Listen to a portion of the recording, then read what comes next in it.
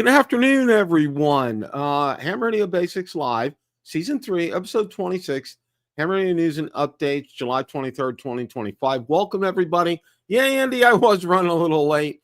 Work has been absolutely crazy lately, and that's what I'm going to say. Work has been absolutely crazy lately, but it's good to be with you guys this afternoon. It's always good to spend, and thank you guys for taking time out of your Wednesday to listen to my pontifications here over the airwaves, so to speak.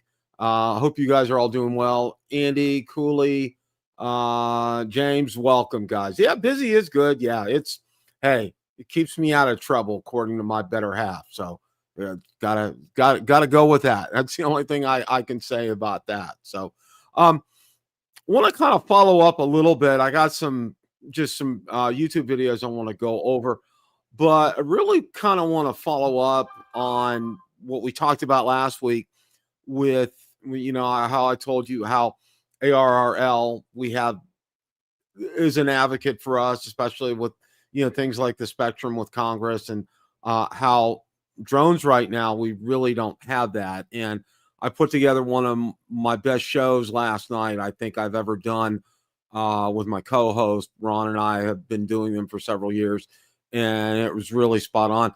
And one of the big takeaways that I told my audience last night, my drone audience last night, was, my ham radio audience, we have the ARRL, okay, good, bad, and indifferent. I know, and I'm not going to go over all that. We went over that last week, but I wanted to get them aware that we have an organization that represents us. And, for example, those who are Second Amendment supporters have the NRA. And I was saying, once this whole mess gets straightened out, as far as drones are concerned, there's actually an organization out there called the Drone Advocacy Alliance. They actually have, and I know that one of the co-founders of it, and they actually have some pre-filled forms that you can go out and email your congressmen and senators about some of the issues that are going on. And that would be a good jumping board for starting an organization to support drone pilots. It's called Part 107. That's the license that we get when you're a drone pilot. Yeah, of course, you got to take a test and pass the test for that. But just kind of want to circle back and say we're very fortunate. I'll use the word blessed to have ARRL, and they warts and all. Okay, they're out there. They advocate for us. Can't say enough about that. Whereas right now it's like, and I try to emphasize to my audience last night, guys got to go out there and you got to, email your congressmen and senators and, just fill out. There's a Section 232 on the Federal Register that I actually went to fill out, and there's only 100 people that have filled this out. And if it goes 30 days, based on the comments, they may do something positive or not. So, but one of the other things I said too is while we may not get the exact desired outcome, we may get some things in our favor. And that's, again, points back to ARRL, again, being an advocate for us as far as that's concerned. So, all right, just kind of wanted to touch base with that a little bit here. Got some great YouTube videos that I've seen recently. And before I get into that, one of the things that really kind of amazed me, I think you guys know Mike from upstate New York. And Mike, I'm sorry, your last name, I botch it if I could, but Mike's a big POTA guy. And one of the things I saw recently he's been doing, and maybe you guys are familiar with this or not, I know a number of people now are using the ICOM IC7300 as a POTA rig, and they're having a blast with it. And so I saw Mike was doing that on one of his recent videos, and I was like, wow. And he had it hooked up to a magnetic antenna on top of his Subaru, and he was getting some good signal reports with that. So that was very interesting. A lot of people, and I went out there and did some searching on YouTube, and there are quite a few people out there that do this. And, they have their side rails you can get from some people out there, like out on Etsy, to be able to add to your 7300. Some people have now one gentleman found a great case, not an Apache case, but a Pelican case that is absolutely perfect, and taking the foam out of there and putting that in there, even with the handles on it, and it works really well. So it's something else to consider when you're out there and doing POTA, which is real interesting. Of course, with something like that, your battery pack's not going to fit in your hand. Okay, you got to have a big Bioenno to take out there with you, but you're going to have some fun out there. Okay, 100 watts, yeah, go to town, have a big time. Yeah, that's what I got to say. So okay, all right, but yeah, 7300. I just found that to be very interesting out there, because I haven't seen a lot of people do something like that before.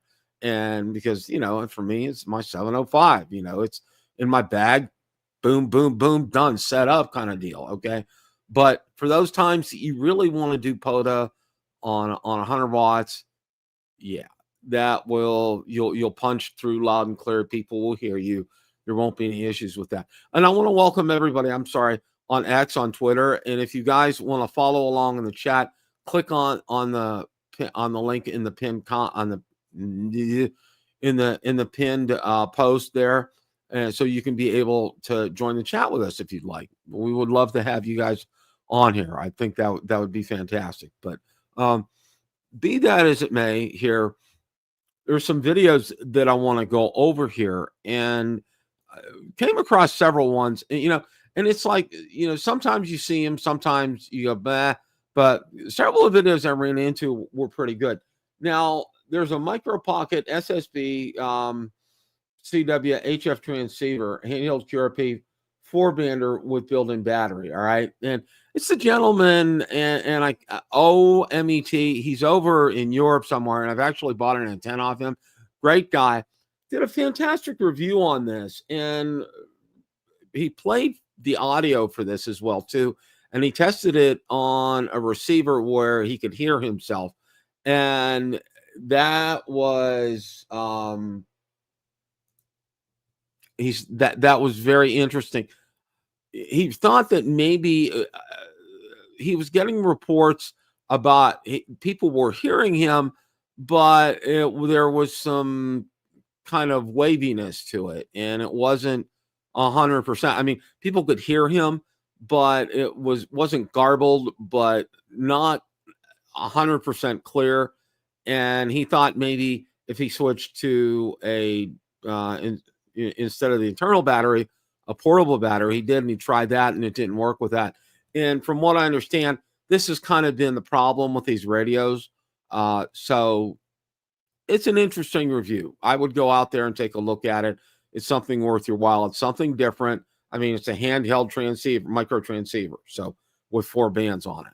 So, all right, moving on here. Of course, great video from TO here. And these RT95 radios got returned.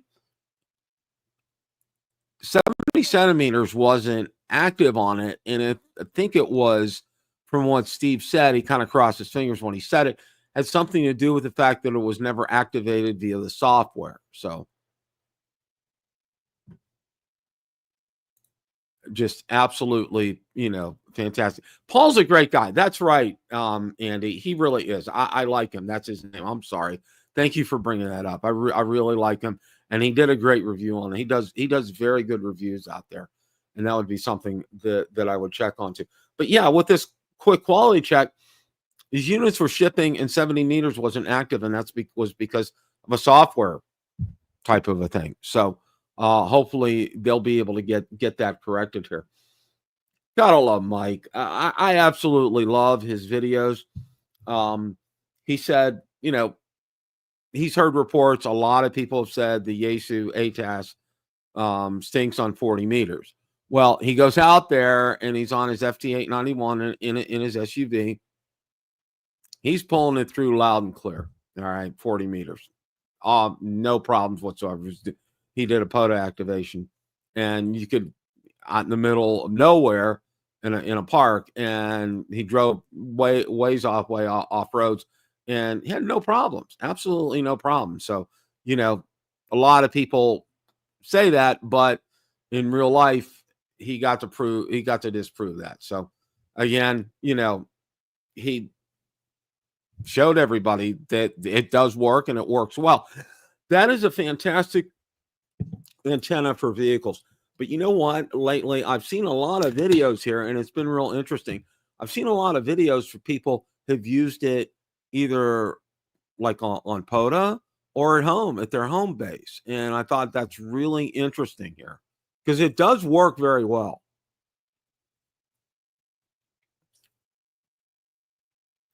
Now, Jason did a review on these POC radios that dominate on-grid communications, and I think you're probably familiar with that. This is I would definitely recommend taking a look at this because I know several people that have tried these and they've had kind of mixed results with it. But Jason had some pretty good results here, so I would definitely this would be a video that I would definitely take a look at if you're interested in this type of a radio. Now, love Jason. One of the best things I think Jason does is these best of reviews, and he did a best of review of the best handhelds. Okay, and if you take a look at them, all right, they they start out at around $300, $400 for like the Yaesu FT5D, and then go up to almost well over $700 for the Kenwood. And he goes through the pluses and minuses of a lot of these. For example, the Yaesu has full functioning APRS. The ICOM doesn't, but he said the menu system on the ICOM to try to get APRS up and running is a real pain in the butt. However, it's very user-friendly on the Kenwood. So there are a lot of trade-offs, and I commented on the video, a lot of it depends on your use case, all right, and what you're going to be using it for. If you're going to be using it for mixed use, you might want to gear yourself towards the Kenwood. I know it's a more expensive option. If you're solely going to be doing APRS, you may want to go with the Yaesu FT5DR if you're familiar with the menu system on there. The Anytone, that's a different breed and of radio, and you guys are more than welcome to dive into that. I haven't even thought about that. So, but yeah, this is a great review, and he kind of did some comparisons also. Not only in terms of the features but cost, and of course, the Yaesu comes out on the low end, the Kenwood comes out on the high end, and the ICOM that he has was a anniversary edition, so it had a different color to it, and it had a USB port. But he said, and it's the ID52. He said the ID50 also has a USB port as well on it too. So don't take that because because he got the upgraded model. That was one of the features, but it is on a lower model. It is on the 50D, I think, is the name of that model. So, but again, one of the things I think he really kind of emphasized and did it well. It depends on your use case. Okay. For GPRS and positioning, the Kenwood is really good on that. APRS, like I said, the Yaesu FT5D is really good on that. The ICOM is good as well too. And I really don't know much about Anytones except I know there's a pretty steep learning curve with those, so I can't really comment on that. But the other three, yeah. And I have the Yaesu FT5D, and I really like it. It's great. I love the touchscreen on there. That's the only phone or only radio out of these ones that are shown here that actually has a touchscreen on it that works, and I think it works pretty well. And I personally, I kind of like that. Although I think the Kenwood has a pretty good easy menu system, and so does the ICOM on that as well. So again, Jason does a great job with these videos. Definitely take your time, go over it, take a look at it. It does provide a lot of useful information. He breaks things down. He has several charts and graphs on there. Definitely, you want to take a look at this. And it's always easy to say, well, I'm not going to get the Kenwood because it costs that much, and I'd like to get something a little bit better than the Yaesu. Well, the Yaesu is pretty darn good. I mean, you can't really go wrong. I can't speak for the Anytone, but the Yaesu, the ICOM, and the Kenwood, you really kind of can't go wrong with any of those. I do know the Kenwood's on a little bit on the expensive side. It starts at $759, but you kind of get what you pay for with that. So, all right, moving on here. Bob, HOA Ham, he actually lives probably about no more than an hour away from me here in Tampa. And I've talked to him several times. Absolutely love Bob. He does a fantastic job with, he lives up to his channel's name, HOA Ham. He really has a great knack for being able to do ham radio out of his house. And, if you live in a residential area, with an HOA, how difficult that is. Well, he put together this ham radio antenna for the attic, and he used this outside, and he used the same design on the inside. And his attic is such that he could set it up like that. Now, my attic is not like that. There are so many cross beams and members. It would be impossible to. It's impossible. I mean, you open up the panel to go up there, and I don't think you really could even crawl up there. I think it's just there's really kind of no room because of all the cross members and the way things are up there. But he set up this antenna and it worked really well. He did it with 100 watts. Now, one of the things, and I think he kind of cautioned in this bit of, he does really like the Anytone Coolie. He really does. James, I agree. The FT3DR, FT5DR, those are absolutely fantastic radios. One of the things with this is this is kind of geared, and he kind of prefaced this saying, there's a big, we have a storm coming, like a hurricane or something like that, and you still want to be able to use your radio. Well, this is a way to be able to do that. But he really kind of emphasized this is really kind of a temporary use kind of a thing, not for a permanent type of setup. Of course, when you have an antenna like that inside your house, it's gonna throw off waves, RF waves, and it's gonna interfere with electronics. Okay, like obviously big screen TVs, your Wi-Fi, computers, other things. So you got to be real careful how you use this and where you set it up in your attic. And when you do set it up in your attic, one of the things that Bob cautioned was you don't want it to touch any of your cross members on there. Of course, there's metal. You want it to be kind of be freestanding up there. So, really, if you think about it, it's a great antenna for an emergency type situation, something that's not permanent, so to speak. Let's call it that, not permanent. I think that's probably a better choice up there. But he did a great job with that. And then following up on that, let's see if that's coming up here. Yeah. Okay. You can see, and Bob does great thumbnails here. Okay. We're allowed in our development to have a flagpole and fly a flag. Well, you can see right here, Bob uses his house and the flagpole to his advantage. He has an antenna. He has a CHA Micro or CHA Mini in a box outside the house, and it looks like a internet cable box or a Wi-Fi cable box on the outside. But his CHA Mini is up there, and he runs it up to the flagpole, and nobody's the wiser for that. And it works very well. And, he starts off the video when he talks about it is, he really kind of lives in a crowded area and there's not a lot of room on his lot. And you need to be crafty and creative. And Bob does an exceptional job at that. And I'm really thankful for his channel. He does a really good job at showing you options and ways of being able to use your equipment at your house, at your residence, which, a lot of people, it's really hard. It's hard for me because I'd have to build a flagpole. Okay. I don't have one, and I have to get approval from my HOA to go out there and build a flagpole to do that. So that's kind of where I'm at with that. But all in all, I think it's fantastic. I think it's great. I think it's an option you should explore. And Bob goes into all details, and he shows the setup of this as well too.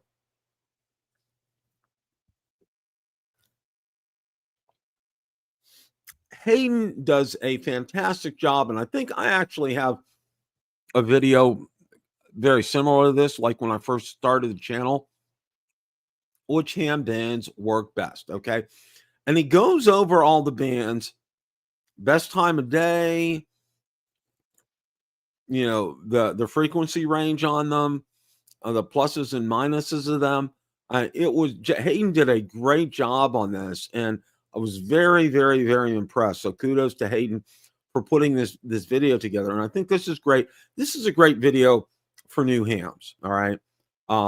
Whether you're just a technician or you're all the way up to an amateur extra, I think this is great. It kind of gives you a real good flavor and feel for what you're using. Now, again, on any given day, band situations can change, as well as you guys know. That's why I follow a lot of the solar activity out there. Dr. Tamitha, and I forget her last name.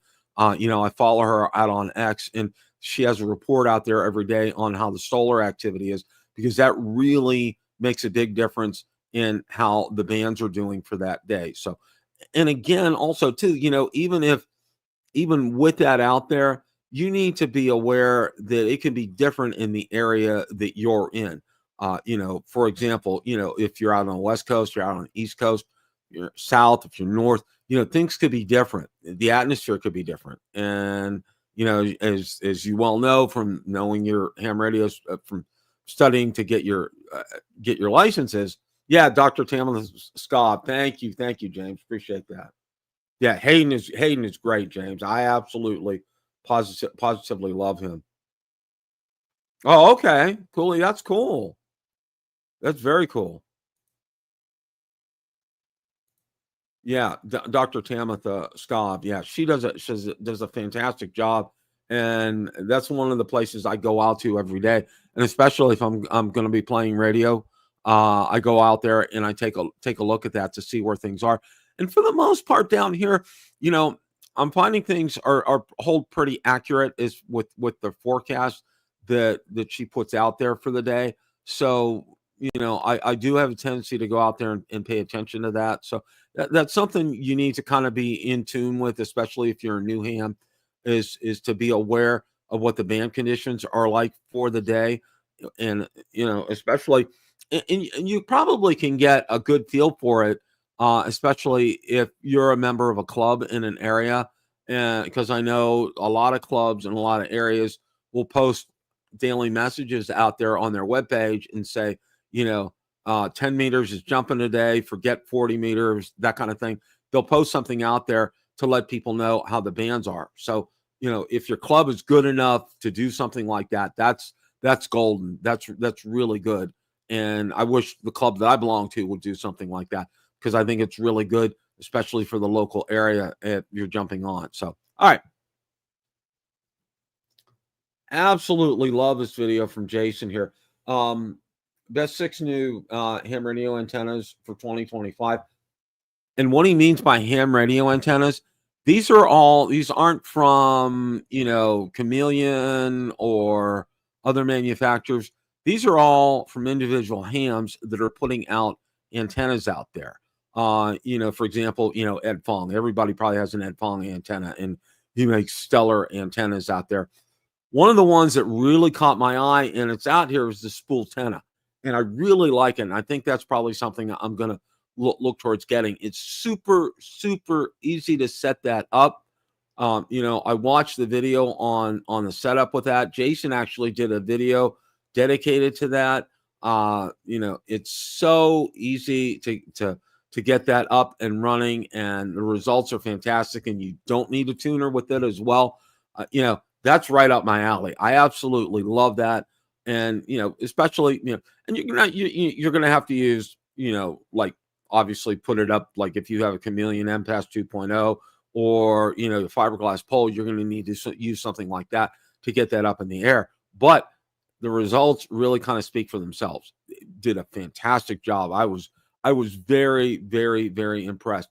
It's about, I think it's about $110, $120. I'm not exactly sure, but and he also Signal Stick is on there as well too, and a couple other ones.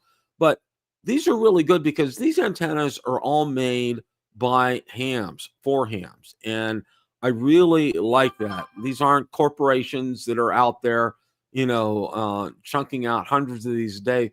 These are individuals that are putting these together and having them for sale, and they really do a good job with things like that. So definitely, I think you want to check out this video. And Spooltena, I think, is something you should check out as well.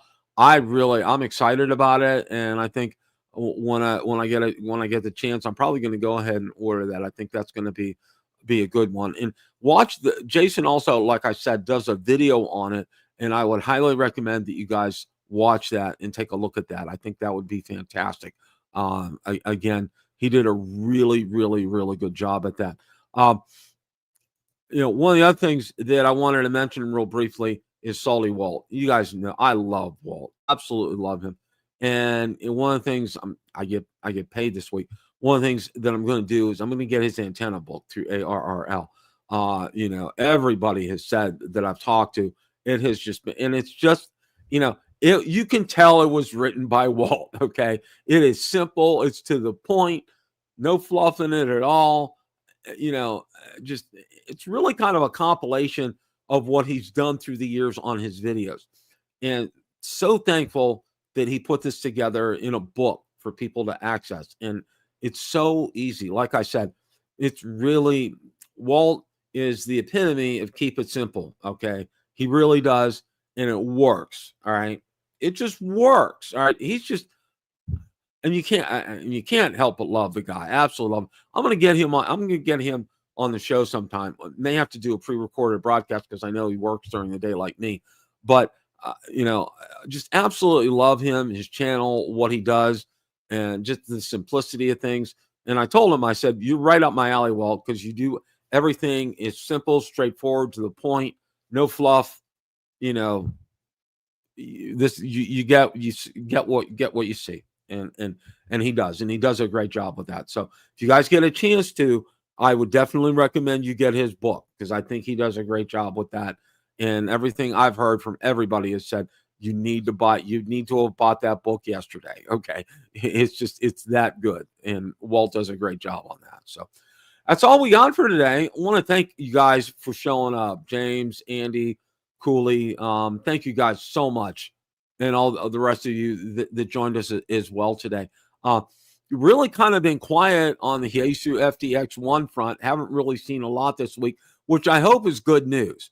And I'm really anxious to see what some of these users are going to be like with some of these videos 2 and 3 months down the road after it's been released, and take a look what you know, how the radio's been doing.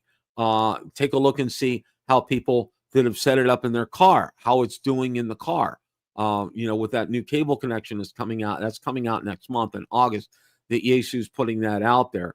And hopefully, you know, all the firmware bugs will get resolved with this. Everything will be working. Of course, APRS is now working on it, which is good news. And I'm really anxious to see how that's going to be. I'm going to lay low on that for probably about a year. And if things look like they're going to work out, I may investigate looking at purchasing that. But I think one of the things with that as well too, and a couple people have reminded me, and a couple people who use it actually have told me that, you know, the menu system is Yaesu, okay, and be mindful of that, okay. And you know, while I love Yaesu radios, I love Yaesu products, that's one thing I wish they would just it kind of confounds me why they still, you know, have to have this multi-level menu system on their products when keep it high level. And that's why, you know, between, if I have my druthers, it's always ICOM, because it's, you know, the 705, 7300, boom, boom, boom. You're there, you know what to do. And it's really, you can, and you have, it's like rote memory. It comes right back. You don't have any problem with that. So But I want to thank you guys again for tuning in today. James, it really is. I can't tell you how much. All right. And, and one of the guys, after I got my first license told me, after I passed and got my amateur extra, he, he said, "Can I give you some advice?" I said, "Absolutely." And he said, "You know what? You can spend thousands of dollars on a rig. And you know what? You can hook it up to a $10 antenna and see the world." All right. And he said, "It doesn't matter." Or, you can hook up $1,000 antenna to a $50 transceiver, so to speak, and do well with that as well. So he basically was saying, he says, if you're going to invest money in a good antenna. He said, you will reap the rewards for that. He's number one. And he said, number two, he said, if you can get a resonant antenna, all the better, because you won't have to mess around with tuning with it. And he's wise words. I really, really enjoy those words. I think they really, really kind of resonate with me to this day. So, that's why, when I go out there, I always try to make sure that I have a resonant antenna, or as close as possible to a resonant antenna. And, I don't have to mess around with tuning. And I love that. I absolutely, James, absolutely.